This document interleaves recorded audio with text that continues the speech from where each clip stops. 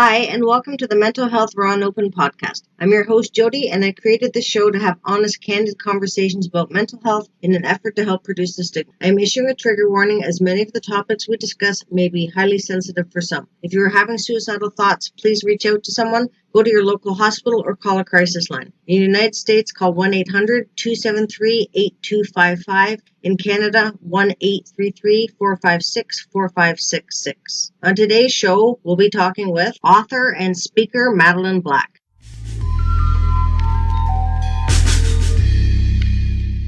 Madeleine, welcome to the show. Thank you so much, Jody. Thank you so much for your time. I appreciate it. How are you?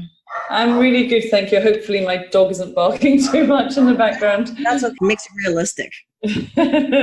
Okay. So I don't even know where to start with you. Like, you are just a fantastic person. You are so accomplished. You're so well spoken. You've got your book. Where do you want to start? Wherever you want to. I just feel like I'm just a regular person. I don't feel like I deserve that title of accomplished, but it's wherever I've got to now, it's not been an overnight thing. It's, I want people to recognize that it's not a sprint, it's a marathon. Healing and getting to where I'm at has been a process over many years. Do you want to go in a little bit about your story, a little bit of background? Yeah, sure, I'm fine. So for those that don't know my story, when I was 13, I was gang raped by two American teenagers. And actually, in the writing of my book, I just thought that I'd had a lot of bad sex, but actually I realized there were 3 other occasions before I was 18 that I was raped as well. I'm so sorry that happened to you. Well, sadly, as we know, my story is not uncommon. My story is just a story of many people, men and women across this planet somewhere. Absolutely, and I commend you for your bravery. Did you find it part of a healing process in writing your book? It was good, actually, because, there were lots of conversations with my editor and my publishers about what we should put in and what we shouldn't. And in the very beginning, I said, no, you can't put all the details in, to my editor. And he said, no, you have to put the details in. It really helped him. So when I got a contract and my publisher said, I don't think we can include all these details, I said, no, the details have to go in. So I could see I was still quite ashamed in the beginning, of what people would think, or would they turn against me, or what they would think. So it was good. It was really good to write it all down, because now it's almost like it doesn't belong to me. It's gone. It's somewhere else. Its own thing. I was just going to text a child to look after the dog, but I think someone's taken care of the dog. Who's going mad at the moment.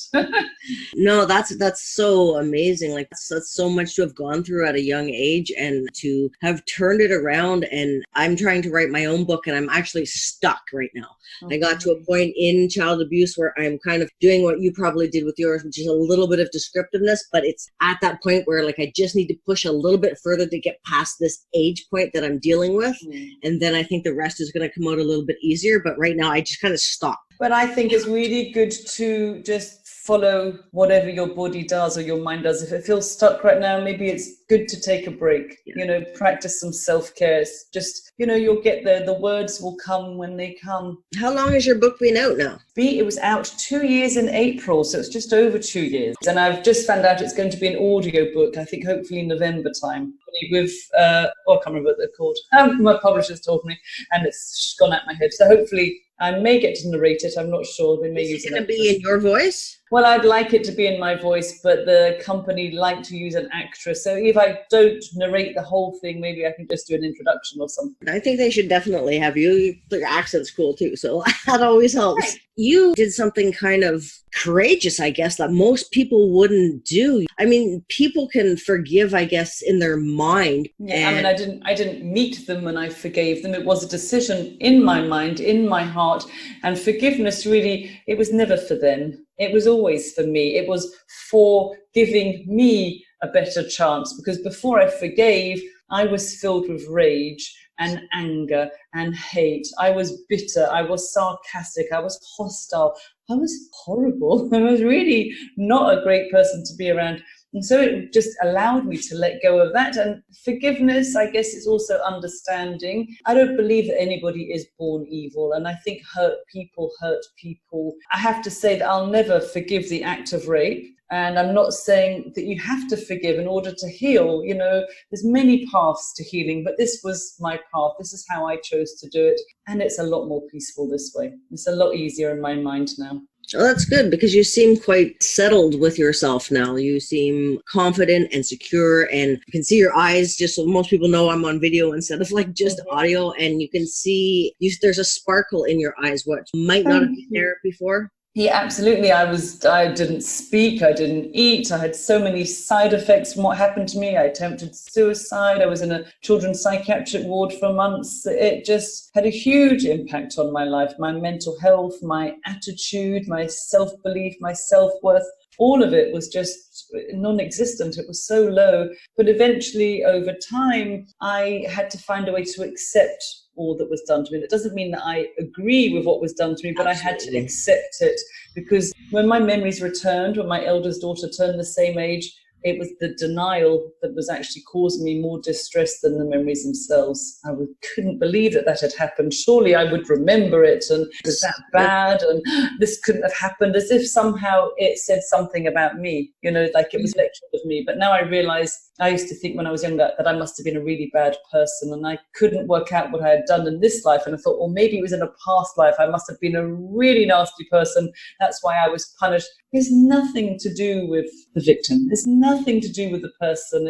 It was never my fault. It was never what I was wearing or drinking or staying out late. Always, the blame is always with the perpetrator. But that took me a long time to see, and total acceptance of what they did stopped me fighting in my head, and that brought me peace as well. You mentioned you were in a psych hospital at a young age. How old were you? I was just before I was 14. I had my 14th birthday in there. So I was young, just a few months after it happened. And may I ask, like, how did your parents know? Like, how did this whole... No, I kind of had shut down. I attempted suicide, so I took an overdose, and I was taken to an adult hospital, and I was then transferred to the children's psychiatric ward. I'd spent about, I think, 10 weeks in hospital altogether, and I put a bit of weight on, so they let me go. And actually, when I was writing my memoir, someone said, you can apply for your notes. So I thought, well, it would be a good idea. It wasn't a very easy read, but I wanted to see, if they had any idea why a normal 13-year-old girl just became one who couldn't eat, who couldn't speak, and hated herself.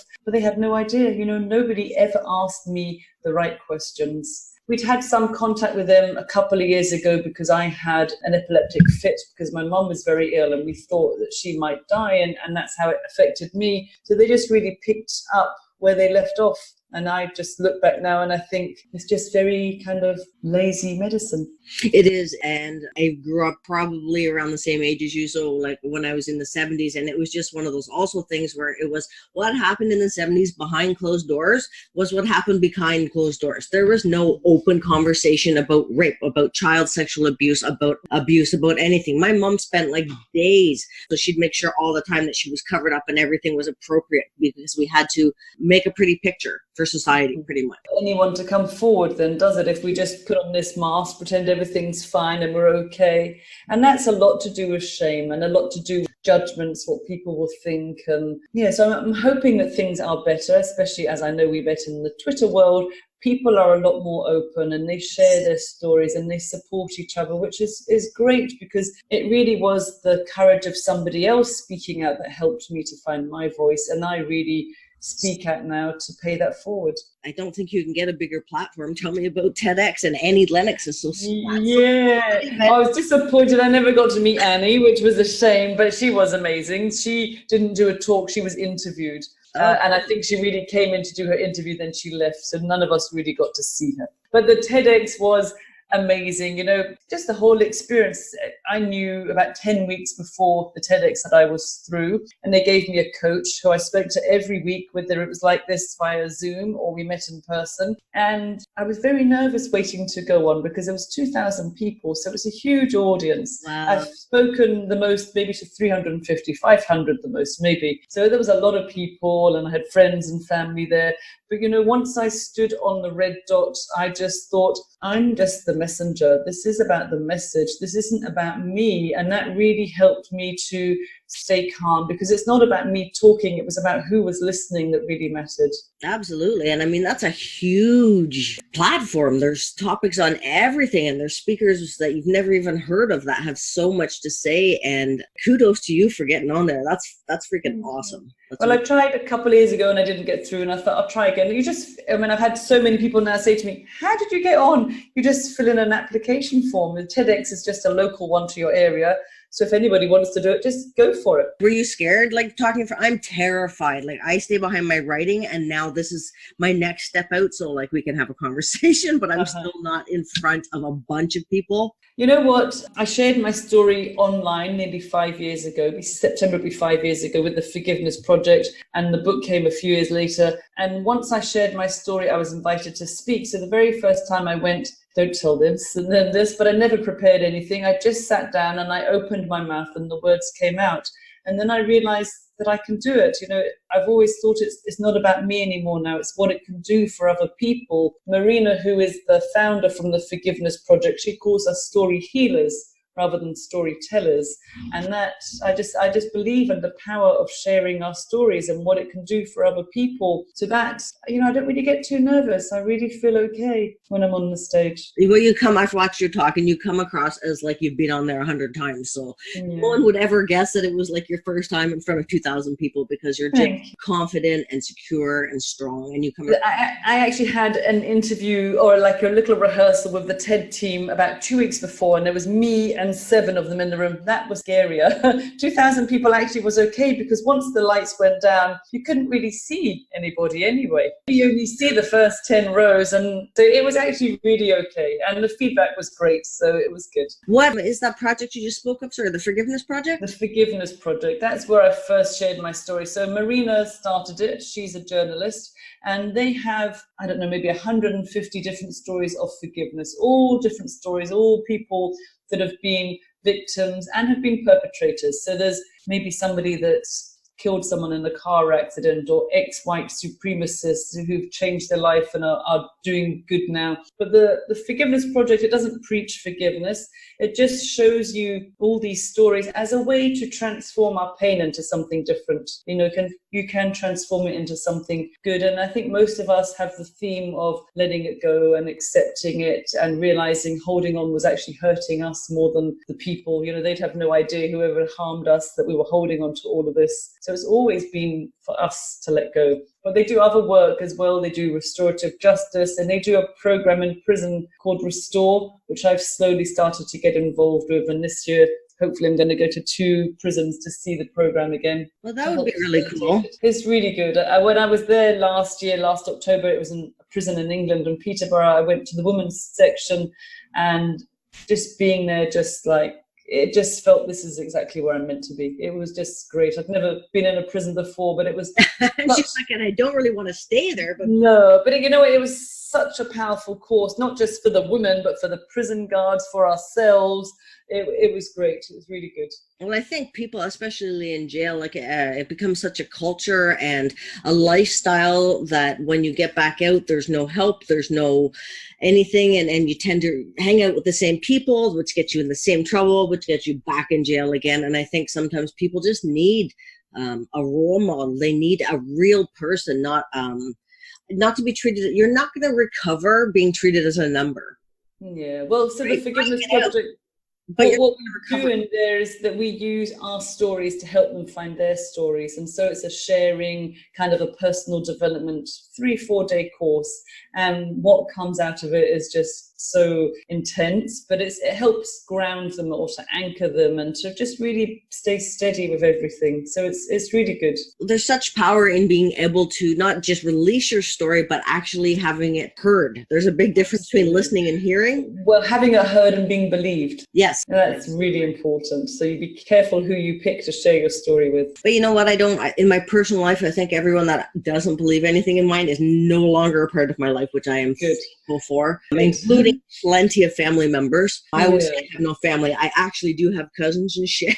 We family, funeral, or wedding. That's it. Mm-hmm. And there's no discussion of anything else in between. Mm-hmm. And it sucks sometimes, but on the long run, it's way healthier for myself. Absolutely. And you know what else I thought was really cool? I saw you going around coffee shops and like randomly like leaving your book somewhere. What's up with Yeah. that? That is so cool. It's the whole organization called the Book Fairies. I think it might have been Emma Watson, the actress, who first started it, just leaving books. But now you can go to their website and have little stickers that I stick on my book, and it says, please pick me up, read me, then leave me for somebody else. And there's a little ribbon that goes around the book. And I write a message inside saying, you know, I can't remember, I hope you enjoyed reading my story. Let me know where you found it.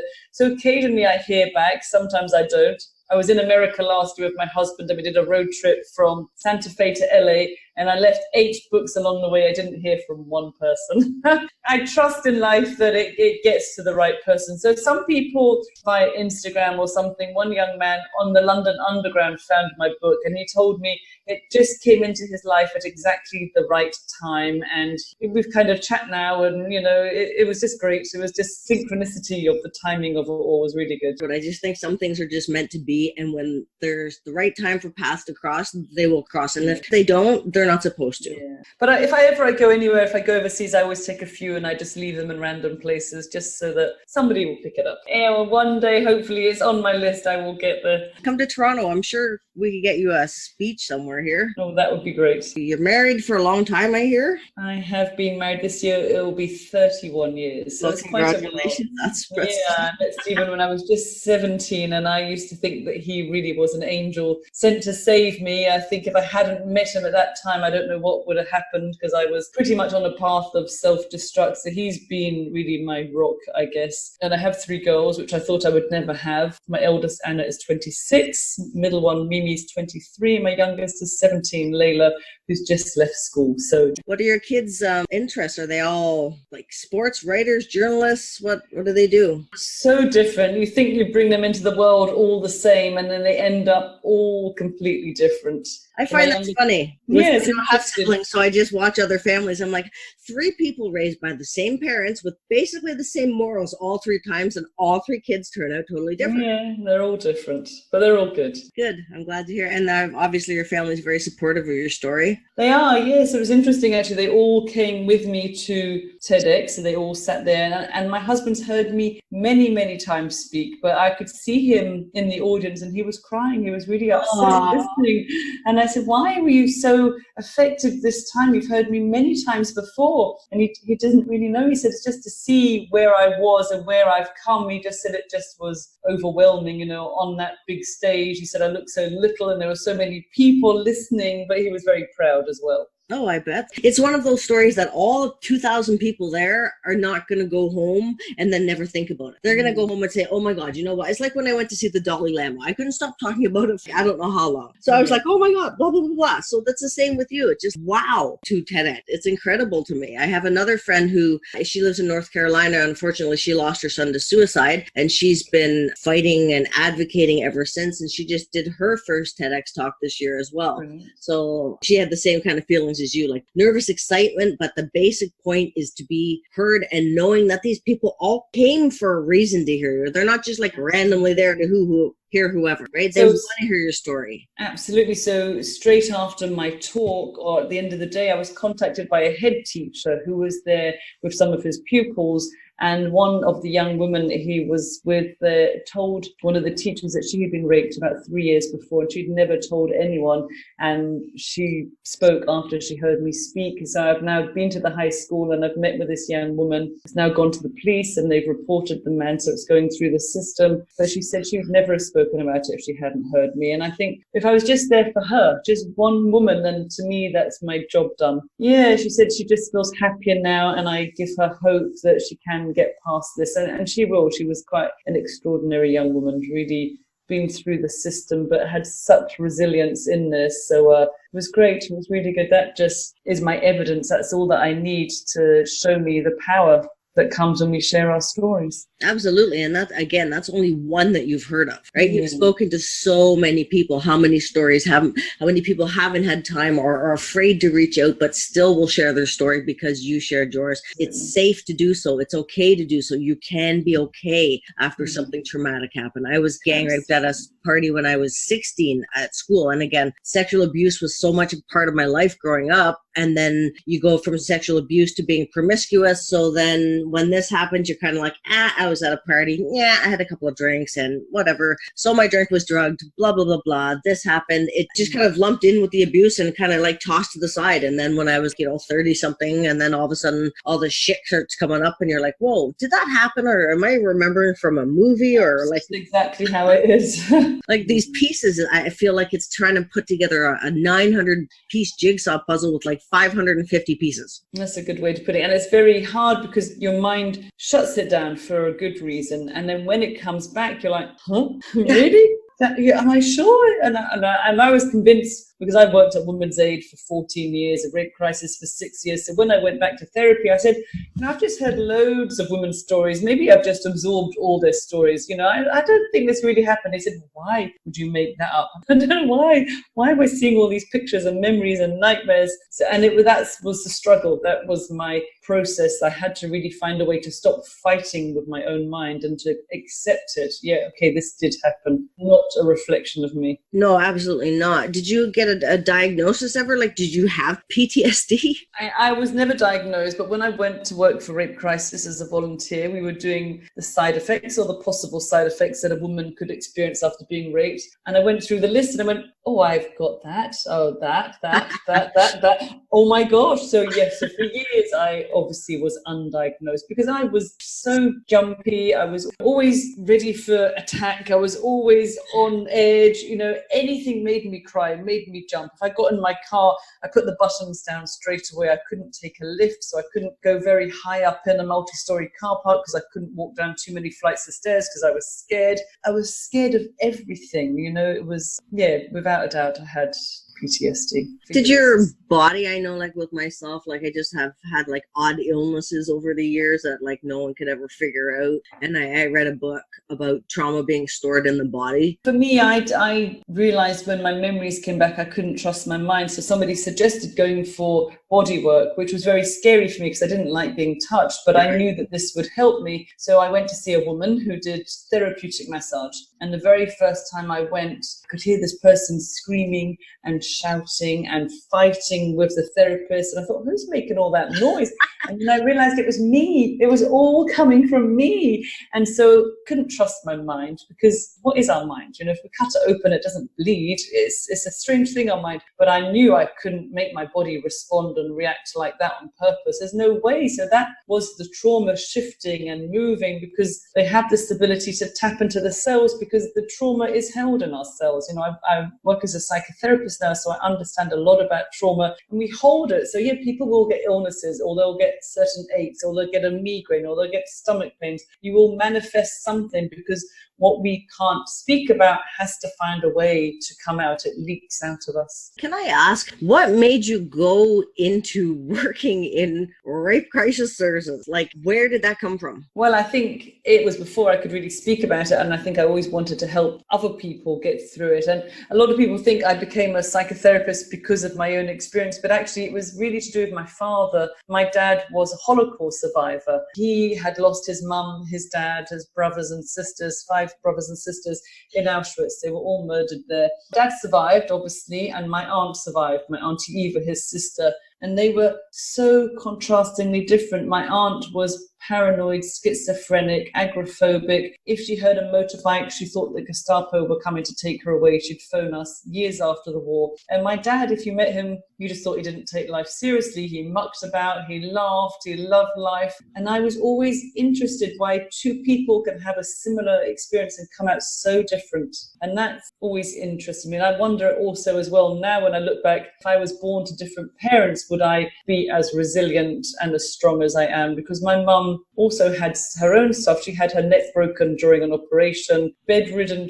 She had injuries before from a car accident, so she was delicate already. They put the air pipe down her throat during an operation, and they snapped a couple of vertebrae. So she was bedridden for a few years, and she was on the radio one day and heard a hypnotherapist and decided to visit this man, came back, threw away all the pills, sacked all the nurses that looked after her, and healed herself. So my parents are both survivors. So I often wonder, is that why I have this survivor gene, that regardless of what happens, I'm determined to get through it and live my life? I didn't for years, but now I am. Or is it just a human thing that actually we are born to survive? I think it's a little bit of both, because I'm fascinated with World War II. I'm disgusted, obviously, by everything in it, but I'm fascinated more of the resilience of the people back then as compared to now. You take an iPad away from a 10-year-old now, they punch you in the face. They lose their mind, they're screaming, it's the worst day ever. These people suffered the worst atrocities in the history of time. They still had morals and values and all the things that should be in society that we seem to be, lacking in today. My dad used to say to me, you can go days without hunger, but you can't go without hope. And that's what helped him. He always had hope. And I do have that feeling as well. And when I worked as a therapist, I always carried hope into the room with me with my clients. There's always hope. We can always improve, and I'm always learning, and we can always develop further and expand ourselves. So there's always hope, always. You're a licensed psychotherapist? I was, up until a few months ago. Last year, I was getting asked to speak more and more. So I decided, okay, if I'm meant to speak, then I need a sign. I like signs.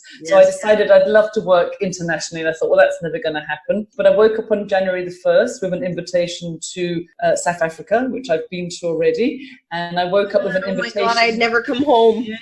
And I woke up with an invitation to go to the Maldives on January the 5th. Thought, okay, that's a good sign. So I'm actually going next week to the Maldives to speak for UNICEF. So I'm very excited. Oh my God, lady, that's like my bucket list place in the entire world. Like, I swear to God, I would learn how to braid people's hair on the beach if they would let me stay. I don't need anything. I'll eat coconuts. I don't care. I'm very excited to go. So make sure you bring a camera, and please send me some photos of somewhere I will never get to. You don't know that. You never know. That's true. That's true. How long are you going for? Quick. It's like 5 days. There's a long way for a few talks, but it'll be worth it. It'll be good. It absolutely will too. And just to say you've been there, or just to have a day to look around. There is that, but also the people that are running the conference, they are from the Maldives, and they told me that the people like to believe on the island, which looks beautiful, tropical island, that there's no rape, there's no sexual abuse, and there's no domestic abuse. So she knows that's a lie. Obviously, there is all of that going on, but this is what people like to believe. So what we're doing is quite shocking, I guess, for people, because we're going to go in speaking about rape. So I'm quite interested to see what we do, the ripple effects and where it goes. That would be interesting just to see, because it's not a North American mindset. It's a different cultural mindset. It's an island mindset, and it's a Muslim environment. So it doesn't go on in their culture, they say. But she knows it does. Wow. So well, congratulations for all that. Lots of reasons. That is definitely signs, all right. That's for sure. Yeah. That's so fun. Have you got any other talks lined up for the rest of the year? I can't think of any at the moment, but there's always things coming in. Oh, I'm sure. Yeah. The more your story gets out to, the more people are going to want you. And I'm very lucky, every talk that I've ever done, I've never gone looking for them. It's, I guess, obviously I filled in my form for TEDx, but the other talks have all come to me. So I just go with the flow, and I just wait and see what happens. That's awesome. I'm so impressed with how far that you've come and how inspiring you are to so many people on so many levels. Thank you. It's highly impressive. And the book and everything else, it's just kudos to you, lady, for coming so far. Thank you. Well, I feel now, if I can do it, that it's almost like a duty or a responsibility. If I can speak out, and as I called my talk, speaking unspeakable, it will help others to find their unspeakable. Now, Brené Brown says that shame derives its power in what we believe to be unspeakable. So because I could speak the unspeakable, that really helped me. It was the scariest moment and the most liberating moment of my life, to stand in my truth on that stage in front of all these people, and now other people have seen it, was like, I don't care, who knows now? This is what happened. I'm not my body. I'm not what they did to me. I'm so much more than that. And I also believe that the essence of us, the fire in our belly that we're born with, they can never touch that. That's always there. It just gets covered up with all the traumas. Our job is to uncover all the trauma into our fire, back into our belly. I personally chose, when I was about 19, I made the conscious decision I was not going to have kids for multiple reasons. When your child turned like 13, was that a trigger for you? Oh, absolutely. Yes, that's what I speak about. All three girls too. I know, huh? Lucky me. I know I very nearly didn't have kids. I told my husband I never would, but then I decided if I don't, then they've won. For me, it was the fear of giving birth. I thought that it would be like being raped, and I didn't worry the same thing would happen to them, even though I did go on to have lots of fears for them later. But yeah, when Anna turned 13, I was studying psychotherapy. I was doing tons of personal development, and that's when all my memories returned. So it really hasn't been that long then. 13 years ago. She's 26 now. It takes a day to be damaged sometimes and a lifetime to undo the damage. We're always healing. We're always cleaning up. We're always improving. Yes, that's true. I had someone ask me one day, oh, well, if I do this and this and this, do you think I'll be healed? And I don't want to like break your heart. I don't think there's healed. I think there's... Well, I don't know. You know, it used to be on my mind constantly. It would influence everything that I did, and it doesn't influence anything I do now at all. But occasionally I get a little bubble of trauma come up, and I think, okay, I never knew that was still there. And I kind of now thank my body for showing me, because it realizes that there's just a little bit of residue left and I can clean that up. But I'm in a very grounded place now, so I can see it. I don't get freaked out by it. I just allow it to be, and then it moves. So it's almost like a contraction, I guess. It's just one less contraction I need to have. So you're just kind of letting it in, accepting that it was? Accepting that's just an emotion that had to come in there and then, and I'm not going to allow it to freak me out, to scare me. If I stay as grounded and as centered as I can, using my breath or whatever you want, it's going to pass. It never rains forever. The sun always comes out eventually, even in Scotland. Really? Are you sure, lady? Well, sometimes. My adoptive mom, her parents were from Scotland. Okay. I was over in England, but I didn't get a chance to go back to Scotland. But I would like to go. I'd like to get a car and just drive around, because it just looks absolutely beautiful there. It is gorgeous, yes. Okay, well, I don't want to take up too much of your time, because I'm sure you've got like a million things to do, but I so appreciate you talking. Oh, you're so welcome, Jodie. It was lovely to speak to you and to see you as well. All this contact on Twitter. It's nice to put the face behind the name. It's lovely. Yeah, exactly. I'm so proud of you. I commend you for everything, and send me all your social media, your book links, everything you want posted with the podcast when it comes out. And of course, as soon as it comes out, I'll let you know, and I'll put all your stuff up and we'll get the word out. Fabulous. All right. You take care of yourself. Thank you. You too. Have a lovely day. Yeah, you too, honey. Take care. See you. Bye. Bye-bye. Well, as we wrap up the show, I would like to give a special thanks to our guest, Madeleine Black, for sharing her time and her story with us. If you enjoyed today's show, please make sure to subscribe to the podcast so you never miss another episode. If you have any comments or questions or wish to be a guest on the podcast, you can message me at OneLastKick71 on Twitter, Jodie B.B.E.E. on Facebook, or through my website, jodiebetty.com. Links can be found on the podcast website. Thank you for spending your time with us. Hopefully we can help to eliminate or at least reduce the stigma around mental health. Until next time, take care and be well.